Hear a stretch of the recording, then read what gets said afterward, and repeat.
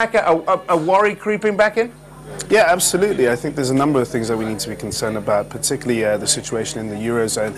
And we have the ECB speaking on Thursday to get more information as to what's going to happen with the outlook for 2014. Of course, the Fed tapering concerns are hitting investors. And I think a lot of investors are now going to pull back or rein in a lot of that risk appetite, wait till we get more cues from the global central banks before we can really put the chips back on the table.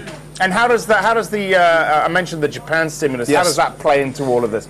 Yeah, I think it's a positive story if Prime Minister Abe can launch another economic stimulus package. That we saw that response in the Nikkei overnight. I think generally the way that a lot of our clients are seeing it is that if we got the Federal Reserve stepping out of the stimulus game, then we need other central banks to support the global economy through liquidity. And if the Bank of Japan can do that, that's a strong commitment that 2014 is going to be another year of ample liquidity in the global market space. You mentioned the ECB on Thursday. Given the worries in Europe, are you expecting them to do anything?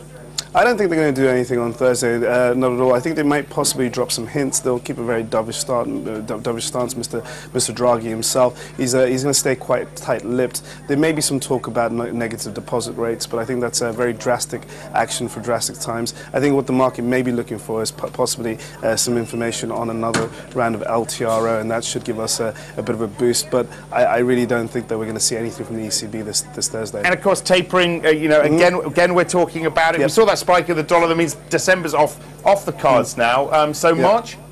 I think March, that's when we pinned it in for. I think when it comes to tapering itself, it's really just a quick question of when they're going to do it. I think this payrolls figure that's coming out on Friday is going to be the key deciding fate for tapering over the next 2 or 3 months. If we get a number over 200,000 jobs created by the US and the unemployment rate dipping down to 7.2%, then I think a lot of those tapering fears by at least March or April will be back on.